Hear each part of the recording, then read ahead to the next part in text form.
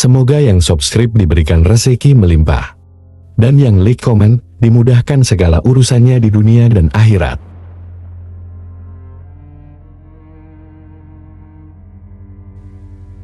Di sebuah desa terpencil di Jawa Tengah, terdapat kisah kelam yang hanya dibicarakan dengan bisik-bisik di kalangan penduduk setempat.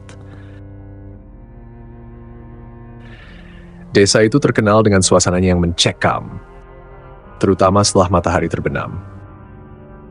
Mereka yang tinggal di desa tersebut sudah terbiasa dengan keheningan yang mencekam. Angin malam yang dingin, dan bayangan-bayangan gelap yang seolah mengintai dari balik pepohonan.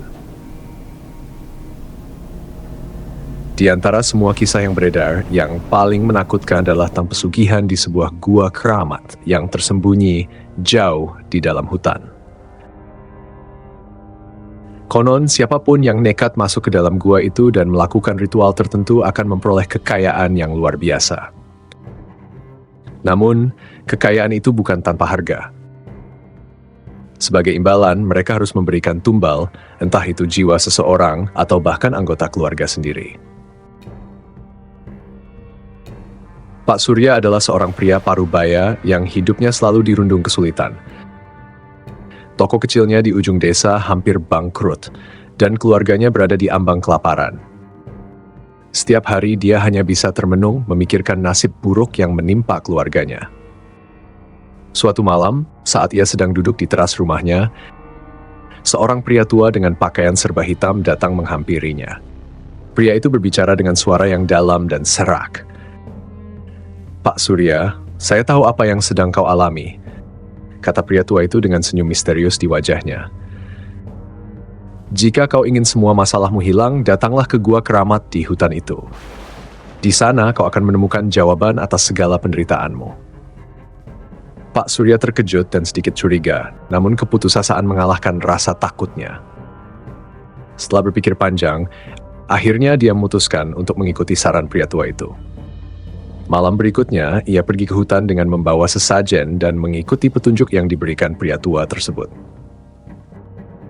Di depan mulut gua, suasana semakin mencekam.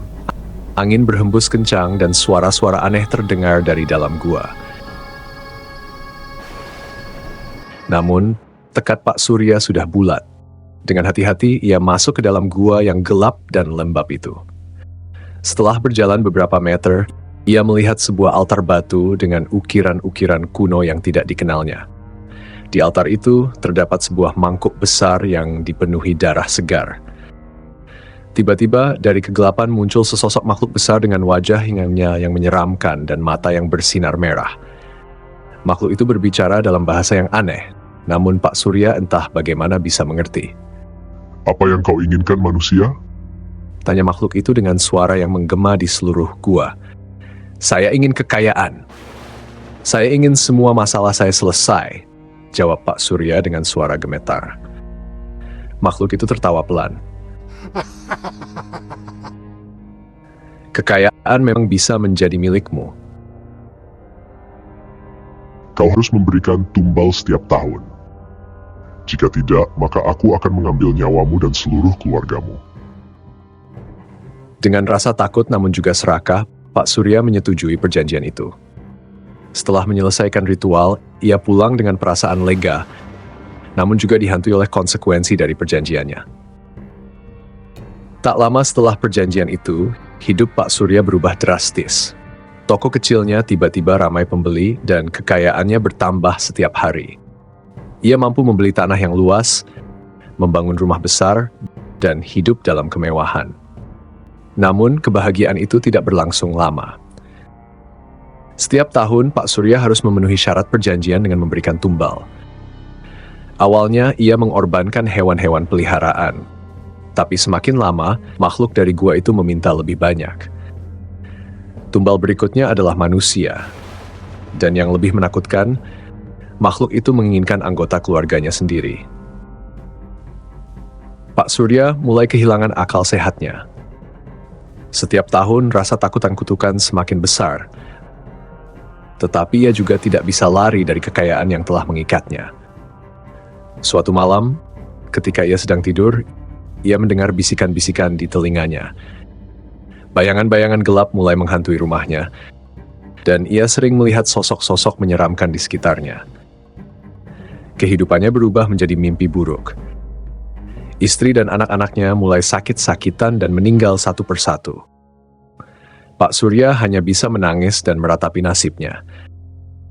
Namun ia tidak bisa melarikan diri dari perjanjian yang telah ia buat. Tahun demi tahun berlalu, dan akhirnya tiba waktunya untuk memberikan tumbal terakhir. Kali ini makhluk itu meminta nyawa Pak Surya sendiri. Ia mencoba melarikan diri, namun kemanapun ia pergi, bayangan gelap selalu mengikutinya.